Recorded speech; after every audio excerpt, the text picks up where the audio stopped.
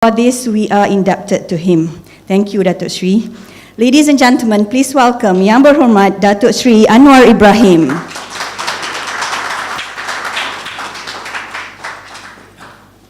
Assalamualaikum warahmatullahi wabarakatuh. Salam sejahtera. Alhamdulillah, nahmaduhu wa nusalli ala rasulihil karim. Professor Kamila, University Malaya, Professor Osman Istek, my distinguished colleagues from Cepat IT, and saudara-saudara, saya ingin mulakan dengan menyatakan penghargaan kepada rakan-rakan termasuk Universiti Malaya dan Istek kerana memberikan kerjasama kepada Institut Pemikiran Islam Sedunia dalam menyelenggarakan seminar. Ini 2 dekad berlalu dan kita nampak sekarang dapat menyemarakkan semula kegiatan IIT dengan universiti dengan maksud untuk menambah pemikiran yang berakar kepada isu ilmu, mulanya dalam pendekatan islamisasi ilmu dan sekarang integrasi ilmu. So ladies and gentlemen, we have heard the account from Professor Kamila from the University of Malaya, but let me begin by expressing my profound gratitude to the university and ISTEC, and of course to IT, because after 2 decades, now we propose to now use this opportunity as a new atmosphere to encourage a reasoned discourse on a number of pertinent issues, not only tied to IT per se, but in terms of the pursuit of academic excellence.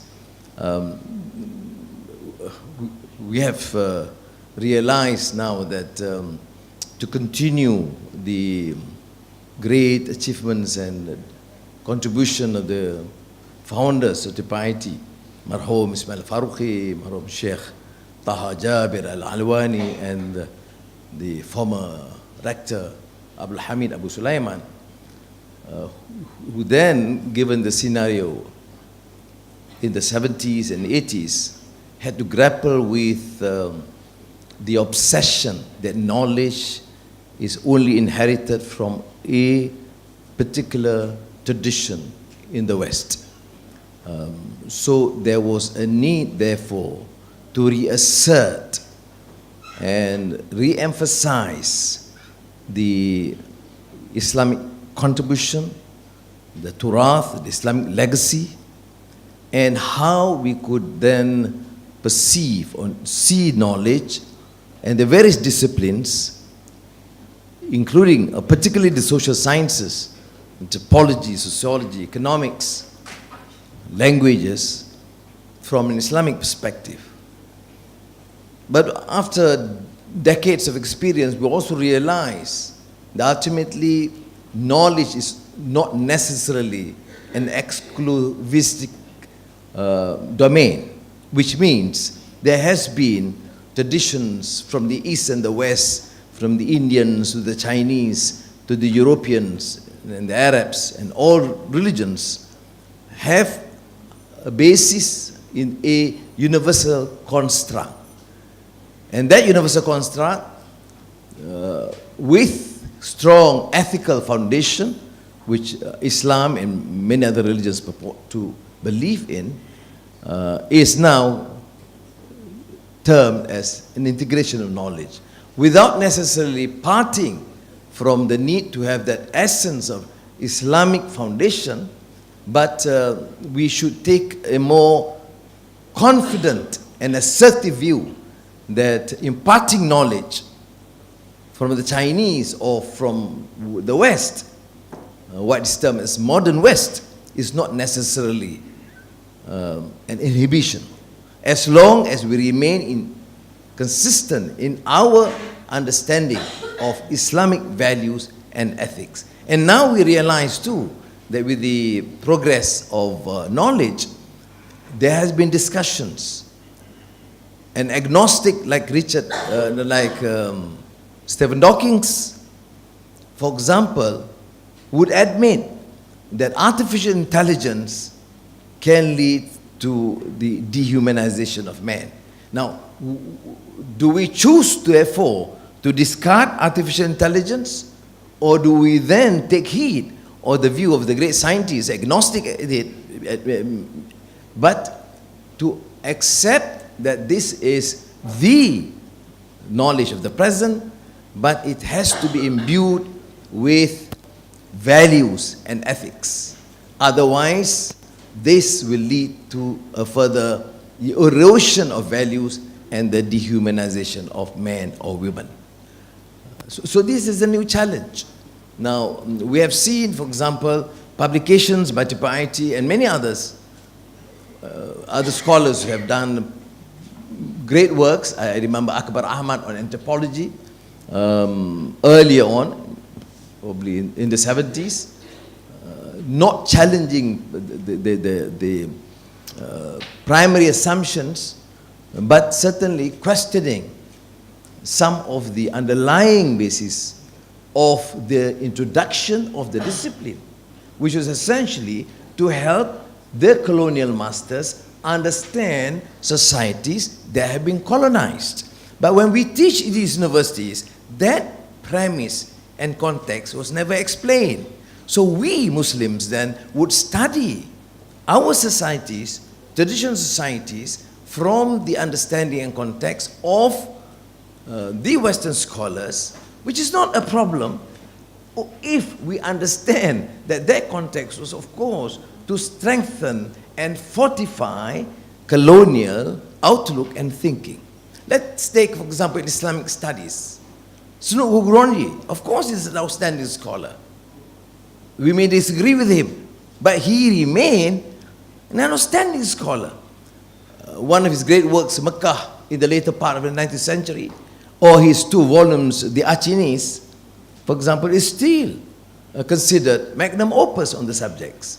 But Sunuk Hugronji wrote on behalf of the Dutch colonial masters how we can understand the Achinis and the Muslims in Indonesia, how can we introduce a policy that that will be able to effectively control the masses from mounting a challenge against the Dutch colonial rule. So the Dutch then introduced the ethical policy, 1901. Now, those of us who would then read the Achinis or Mecca in the later part of the 19th century, an Islamic classic or social Islam, would fail in our comprehension if we do not understand this context. This is where I think scholars it can be deemed only to be relevant if they understand these transdisciplinary studies. And this is not essentially new. I'm not claiming that it is an issue, an idea promoted by TPIT.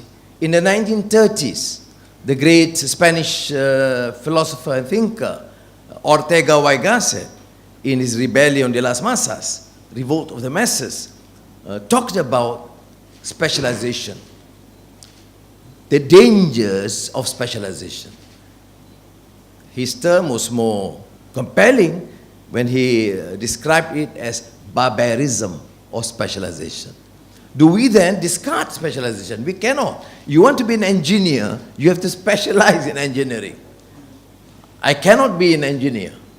I can pretend to understand because I'm not trained in that particular discipline. So an amount of specialization is required. But specialization to the extent that you do not understand society is termed barbaric, because you're completely oblivious to the stark realities of the present and the challenges in a particular society or country. And of course, we are familiar with Miller's Excellence Without a Soul, immensely popular, read by most academics. This former dean of Harvard, one of the very few that had the courage to criticize Harvard as a premier institution, one of the leading Western institutions. But he had not disputed the fact that Harvard is a center of excellence. This was before the scandal about entry requirements and how the rich and the famous could influence universities in terms of the intake. I remember when I was Minister of Education, I had these horrendous problems among politicians and the VVIPs in trying to get their children or family members into the university, but I thought we at least, with all the limitations of the society, of the political system then, I just said I was not able to influence into the intake. But now it is a problem in the States. But coming back to Miller's excellence without a soul, the point is that Harvard is of course a great center of excellence, academic excellence. But the critique is devastating in terms of having excellence, but it has no soul. Students, smart, articulate, brilliant, but have no concern for the welfare of their society. The deprived, the marginalized, poverty-stricken outside Boston is not their concern. The women discriminated against, or the blacks, or the minorities, or the Muslims, is not their concern. Because their concern is to master the skills imparted. So Miller's criticism is spellbinding and relevant in our context. That's why we say integration is necessary, because what is education if it means assimilating knowledge, if at all it is true knowledge, and not disseminating truth and justice? So my contention in trying to promote these ideas of tripartite is to ensure that we continue this discourse, continue in a rigorous, reasoned manner. Because even within these so-called Islamic studies, we realize we have a major challenge, a problem now. We want to be experts in Islamic studies, or Malay studies, or engineering, as we say, but we are not prepared to embark on new programs that is relevant in this context. I would say, notwithstanding any discipline, history, or literature, or Islam, if we do not impart that basic knowledge which is relevant to the present, what is digital technology. Last month or so, I launched the DNA 23, because my contention is, for a country like Malaysia to grow, the society, not only the government, the private sector, and the society at large, must be given that necessary exposure and understanding about digital economy. What is artificial intelligence? What is big data? New apps to help. So in order to promote growth for new employment, you see, the more societies are imbued with that understanding of digital technology, the opportunities for employment has gone beyond what a government or a normal private sector can do. And therefore, we have to embark on this. Now, but whether Islamic studies, as I said, or history, or engineering, it is not just promote growth. Of course, the university is concerned because sometimes there's a mismatch. You give it an academic training, the industries don't want them. So there's a mismatch. So the orientation change from purely theoretical construct of academic discourse to something which is purely utilitarian. You want to train people so that they can be taken in by the industries. That's also a flaw. So whilst there is a need to avoid a mismatch, you must make sure that they are there at the university to understand and comprehend and to become good citizens. Good citizen does not mean that you become a good engineer to a Japanese factory or a Chinese construction company. Good citizen means you can, in the utilitarian context, obtain jobs, but you must remain true to the ideals, to the vision, of education itself. And this is, of course, forte of Osman Bakar, but then I'm having some courage to venture into this. There's too many intellectual luminaries here, as Professor Kamila has said. Now, so I think we will have to embark. Have we done so? I have a colleague from the university who said that, well, Anwar, we may not have that sort of an excellence, but we at least have a soul.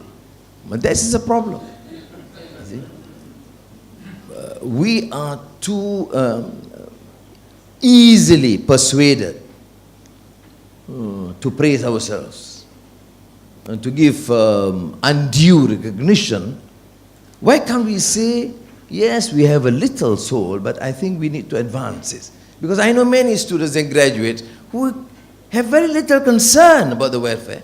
Look at the discourse among the civil society and the urban elites in this country.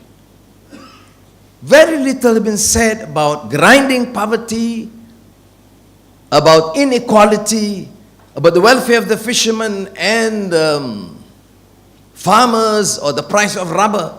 Very little concern to the urban elites. And these are our graduates, trained by us, and likely good professors, but not imparting that Islamic awareness of not being so submissive to the ideas of the West, to the extent that they don't even understand the predicaments and demands of their own society. There is, if you extend, since Awang Serian is here, even the issue of a language or education is the same. You can articulate, and I'm with Professor Kamila because I think multilingualism is a must in these days. But there is a national language. And countries like Malaysia and most developing societies must begin with a clear commitment, unequivocal commitment and support and endorsement to a national language that must be appreciated, respected by all, irrespective of whatever stream of education one has. Now, having that as a basis, which is to me a fundamental into the principle of societal development, then of course we need to promote English if we choose to have English, or French, or Arabic, or Tamil, or Chinese, because Chinese is no longer the language of the Chinese population in this country. Chinese is a very important economic language of the region because of the growing power of China. So if we take that sort of a premise, that's more partly of what we're talking about, integration of knowledge, because we will have to have a better understanding. Now finally, there are many other lectures following. I'm talking about transdisciplinary because I recall what Sheikh Taha Jabal Alwani once said, that why is it Muslim intellectuals, including Islamic academy and Islamic institutions, do not have that pool of great works that forms part of the Western legacy? You know, in the West, generally, if you call yourself a major intellectual, then you would have at least some familiarity with some of the great works, which is multidisciplinary, which is Encyclopedia Britannica. Some others have done it, okay? And edited also by Mortimer Adler, who was a great proponent of paideia principle of Socrates, but what is important, he also believed in the Turath. But his Turath, of course, the Western Turath and the Greco Christian Turath. But which means the legacy you have to have. You can't talk about modern understanding and knowledge if you cut off from your own history and legacy. And this was brilliantly summarized by the great scholar Harold Bloom in the Western canon. Western canon in the West means, taking into account all the great Qanun. Don't forget, canon is Qanun of the West. But those who have translated Qanun did superbly better than the originator of the Qanun. And this is the paradox and the contradiction in our society. We created Qanun and Sekolah and Kulliyah, but it's never Kulli. It's very rigid disciplinary. The meaning Kulliyah it's Kulli. It is comprehensive. Not my strength, forte is not epistemology, but then from my little understanding, there's that apparent contradiction.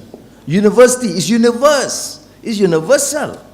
The whole idea, concept of scholar from kulli and kulliyah and university, universal. But still our knowledge is still what Ortega y Gasset talks about, barbarism of specialization.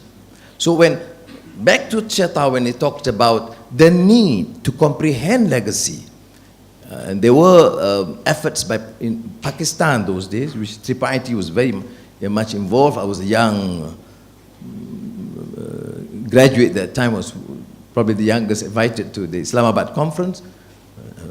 Amazed by all these great scholars, from Farooqi to Khurshid and Hamidullah and Brohi, talking about the great books.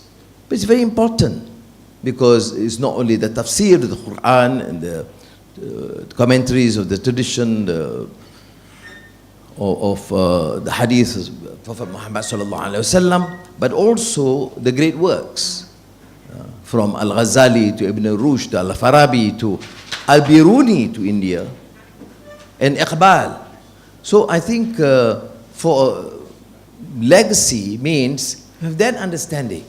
But what Shaitaha is strong about, you must remember that Ahmad, because the son is here, is that the legacy does not mean you take it as a doctrine, principle, uncritical. Because however brilliant a scholar is in the year 1200 will not be able to fully appreciate some of the concerns of the present. I've been promoting Al-Kawakibi, for example, the great Syrian scholar, activist in his Qura and Istibdad. Is that correct?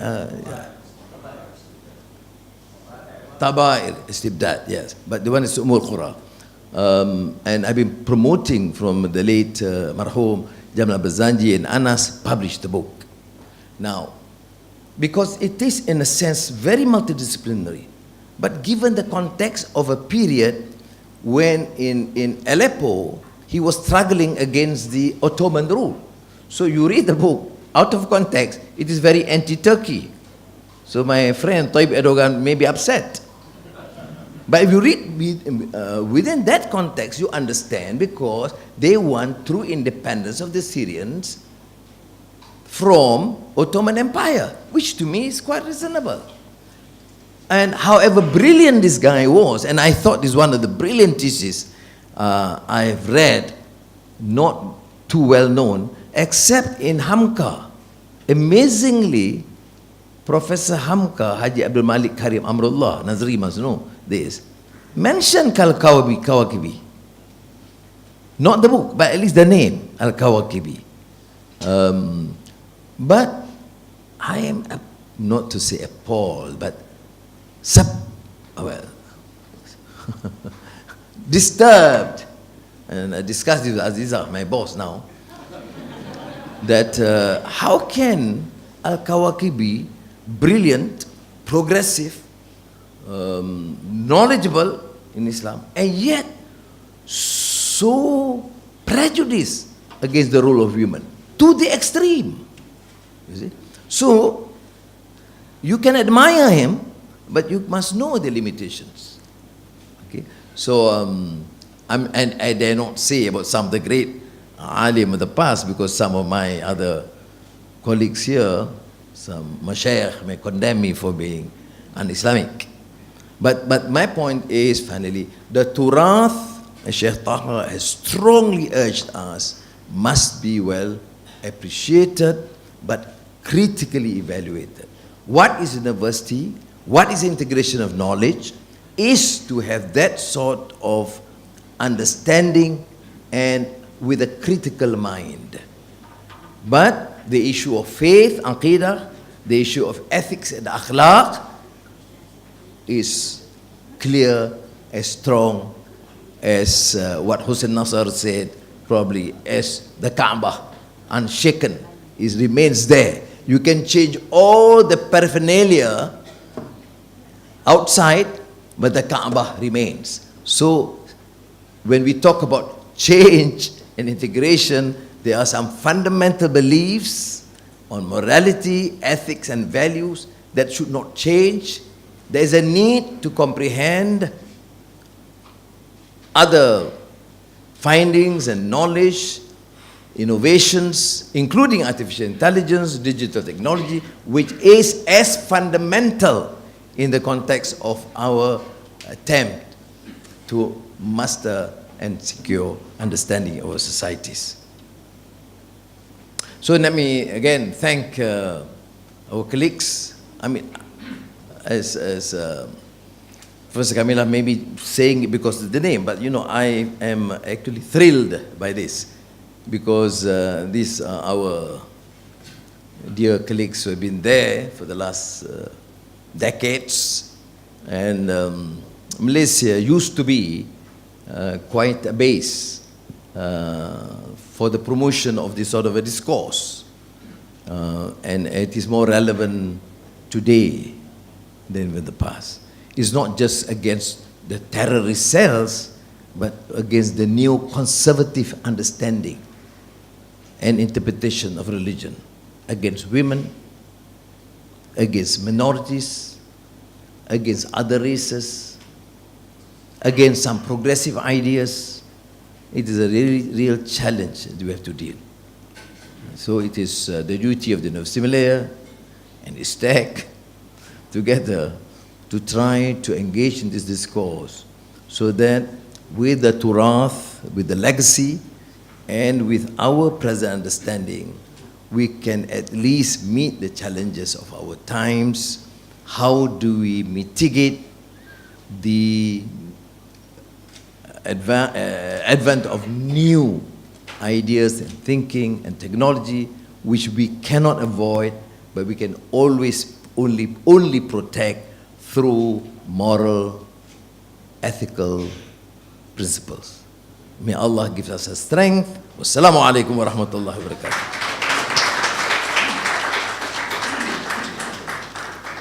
Thank you, YB Dato Sri.